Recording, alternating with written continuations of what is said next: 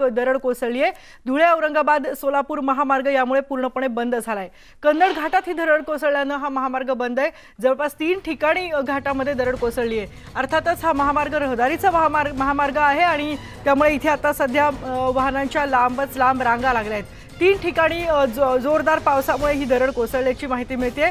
वाहतूक सध्या तरी ठप्प झाली आहे। सध्या तिथे दुरुस्तीचं काम तर सुरू आहे किंवा दरड कोसळलेला जो ढिगारा आहे तो बाजूला घेण्याचं काम सुरू आहे, पण घाटामध्ये मात्र वाहनांच्या लांबच लांब रांगा आहेत।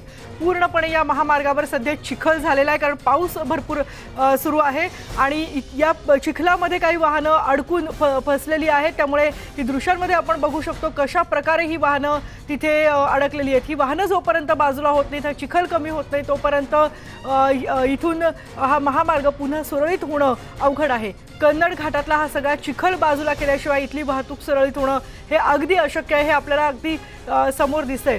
तुफान पाऊस इथे झालेला आहे आणि या पावसामुळे 3 ठिकाणी इथे दरड कोसळलेली आहे।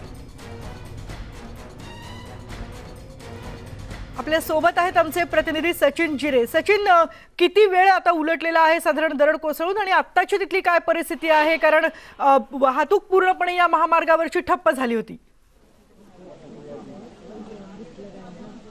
मध्यरात्रीच्या सुमारास मुसळधार पाऊस या औरंगाबादच्या या घाटामध्ये घडलेला आहे।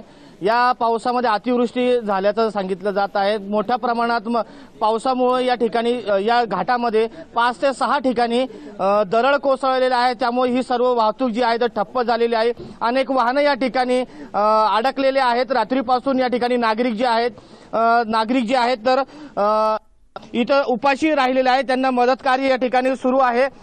काही आपण पाहू शकता कशा पद्धतीने माझ्या पाठीमागं जे आहे तर हे दरड कोसळलेली दरड जी आहे तर ती काढण्याचा प्रयत्न सध्या सुरू आहे आणि वाहने जी मोठ्या प्रमाणात अडकलेली आहेत। 2 ते 3 किलोमीटरच्या रांगा या ठिकाणी लागलेल्या आहेत। त्याचबरोबर या ठिकाणी जे आहे तर जे प्रमुख रस्ते आहेत त्या महामार्गावरील जे वाहनं आहेत तर ते वाहनांचे रस्ते हे बदलण्यात आलेले आहेत। तर या ठिकाणी येणाऱ्या वाहनांना पोलिसांकडून अडविण्यात येत आहेत। याच सोबत आपलं अधिक माहिती आपण घेऊयात। आपल्या सोबत एसडीएम आहेत, उपजिल्हाधिकारी आहेत, तर त्यांच्याकडून घेऊयात या सध्याची परिस्थिती काय आहे, नेमकं काय उपाययोजना सध्या सुरू आहेत। आपण सध्या कन्नड चाळीसगाव घाटामध्ये आहे।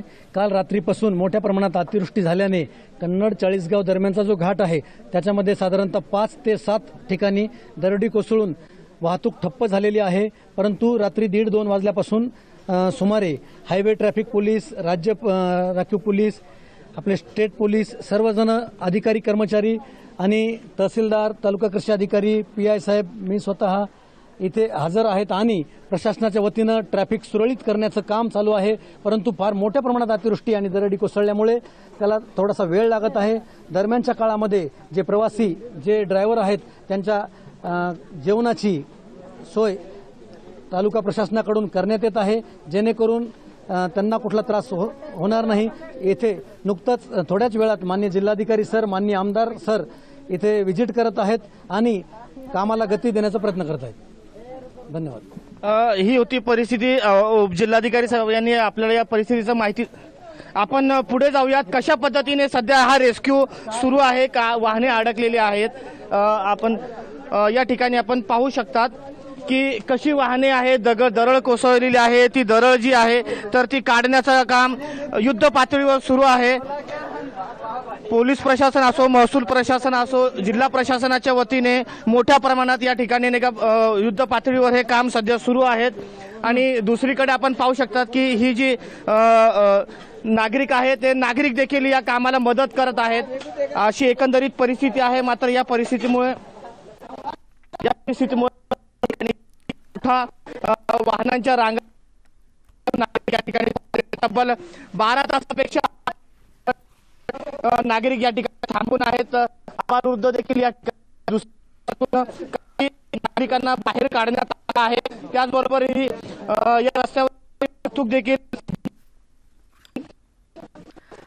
आपण बघतोय सचिन झिरे आमचे प्रतिनिधी प्रत्यक्ष घटनास्थळावरून प्रत्यक्ष घाटातून आपल्याला माहिती देत आहेत। अर्थातच तिथे पाऊस सुरू आहे आणि संपर्क तांत्रिक कारणामुळे मध्ये मध्ये तुटतोय, पण ती जी दृश्य त्यांनी दाखवली आहेत ती खरोखरच आत्ताची परिस्थिती दाखवणारी दृश्य आहेत। कारण आता सध्या तिथे ही अनेक वाहनं अडकून पडली आहेत आणि याला सगळ्यात मोठा अडचण आहे तो म्हणजे तिथे झालेल्या चिखलाचा। कारण भरपूर पाऊस झालाय आणि दरड कोसळली आहे। दरडीच्या सगळा जो चिखल आहे तो रस्त्यावर आलेला आहे, त्यामध्ये काही वाहनं फसलेली आहेत। आता मध्यरात्री ही दरड कोसळलेली आहे आणि त्यानंतर दुरुस्तीचं काम म्हणजेच रस्त्यावरचा हा चिखल बाजूला घेणं किंवा जी वाहनं अडकलेत त्यांना बाहेर काढण्याचं काम आता सध्या सुरू आहे। पण पाऊस जोपर्यंत पूर्णपणे थांबत नाही आणि तोपर्यंत या कामामध्ये मात्र अडथळे येत आहेत। जे ड्रायव्हर जे लोक तिथे अडकलेले आहेत त्यांच्या जेवणाची सोय इथल्या तालुका प्रशासनाने केलेली आहे, कन्नड तालुका प्रशासनाने केलेली आहे, त्यामुळे त्या लोकांना काहीसा किंचित दिलासा मिळाला असेल। पण गेल्या 12 तासांपासून इथे वाहनं अडकून आहेत। आपल्या सोबत पुन्हा जोडले गेलेत आमचे प्रतिनिधी सचिन झिरे। सचिन, हे दृश्य बघूनच इथलं गांभीर्य जाणवतोय। हा महामार्ग नेमका कुठल्या कुठल्या शहरांना जोडतो आणि किती वाहनं या संपूर्ण घाटामध्ये आता अडकलेली असतील?